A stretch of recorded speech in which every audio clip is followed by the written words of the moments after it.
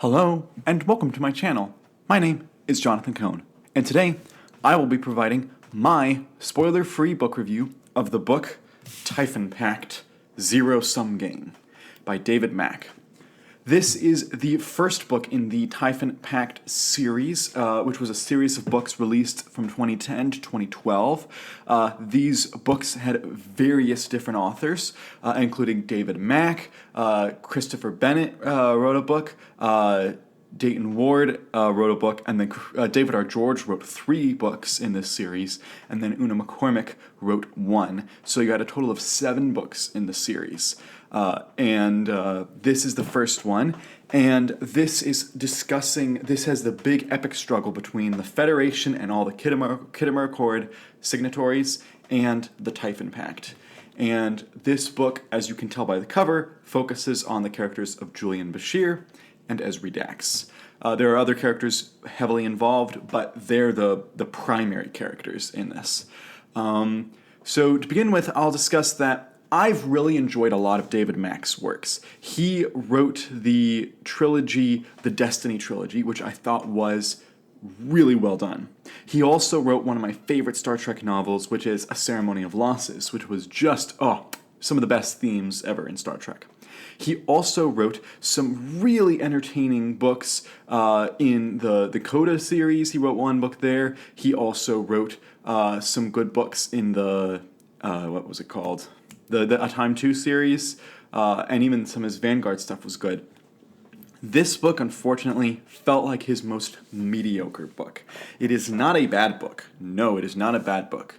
But it's not a great book either. It's just good. It's just fine. This book doesn't have the epic themes that his other books have that set them apart, that make them just really good. But it also has excellent pacing, excellent action, excellent plot lines that kind of make up for it. So it's not too deficient, but it's not stellar. So it's it's in this weird nebulous middle section, which is really sad because David Mack can write so well that it's sad to see him write such a mediocre book. So some of the things that make this book interesting is it's very political in what it's setting up. So this is, as I mentioned, the first in a 7-book series. And so we're seeing the epic struggle between the Typhon Pact and the Federation and all the Khitomer Accords signatories. And you see the president, Nanyeta Bako, who was heavily featured in the book Articles of the Federation, probably one of my favorite standalone Star Trek novels ever. And in that book, you really get to understand the character of Bako, and you get to really see the political side of the Federation. This book really carries on that storyline. It really feels like it's a natural progression in Nanyeta Bako's storyline. She has a lot of great scenes in here. And I think, to his credit, David Mack is good at nailing the voices of the characters, and he does get Bako's voice and those of her staff very well. So that's the political side, where the Typhon Pact has stolen this technology relating to slipstream drive, and the Federation wants it back, and so they send Julian Bashir to go get it back. Which, you're like, of all the agents you could send, you send Julian Bashir, but that's what they decide to do, and you see that there's some interesting consequences to their decision to do that. And so you see everything from the macro political side from Bako's perspective, and then you see it from the micro side from Ezri Dax and Bashir, and the two of them have to maneuver all of this spy stuff. It really is at its core an espionage thriller set in Star Trek, and so they have to go in, find the information, get it, and get out before they spark a war, an actual hot war between the Federation and the Typhon Pact. It really has similarities to the Cold War, the U.S. versus the USSR Cold War, where the USSR is the Romulans, and all the small communist countries that they were kind of essentially controlling are the Typhon Pact members. The Breen are in there. The Breen are the heavily focused ones in this book. And then the Federation is essentially like the U.S., and the Khitomer Accord signatories are kind of like all of the the NATO allies. And so you see this, they can't let the other side get their technology, but at the same time they can't spark an actual hot war because they don't want people to actually, big amounts of people to die.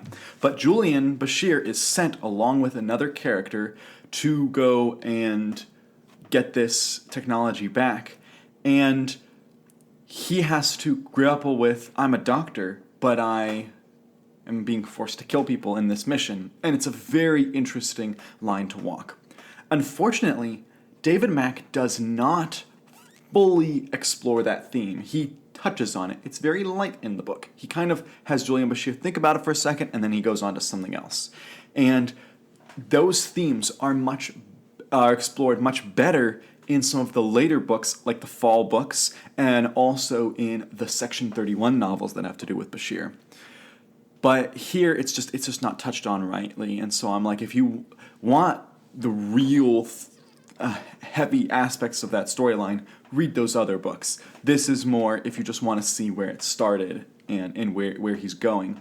And I've always said Julian Bashir is my favorite post-Nemesis character, and I think that David Mack really writes him well. I just think that because this is like the beginning of this story that he's setting up, it's just not as interesting.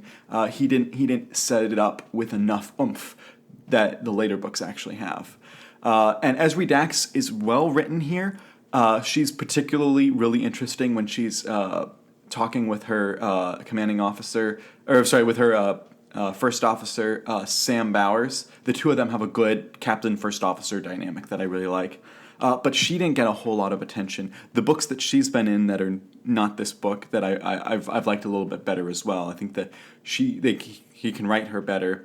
It's not just that other writers have written these characters better. I know David Mack has written these characters better, which is why I was so disappointed with this book, with how mediocre it was. Part of the issue is it's only 300 pages. It's one of the shortest books in the Typhon Pact series. And I feel like if he had taken another 50 to 100 pages, really fleshed out the story, really taken time to explore the themes. You don't need too much more action and plot. You don't need to add characters. You just need to explore the themes a little bit more. I think this would have been a better book. So that is my review of this book. It was. I'll also add in that David Mack likes to add in some sexual elements to his books that I just feel like don't work and I don't like reading. There are Star Trek authors who can write romances, but it's not David Mack, unfortunately. So I thought this book was fine. It was good, you could say, but it wasn't great. I would give it a 6 out of 10. It was okay, and I'm glad I read it, and I will be continuing on with the Typhon Pact series because I'm really interested to see, well, I know where it goes, but I'm interested to see how they get there. But this one was subpar, so I think that they'll get really good from here. So that's my review. If you've read this book, let me know your comments down below in the comments section. And until next time, I'm Jonathan, and thank you for watching.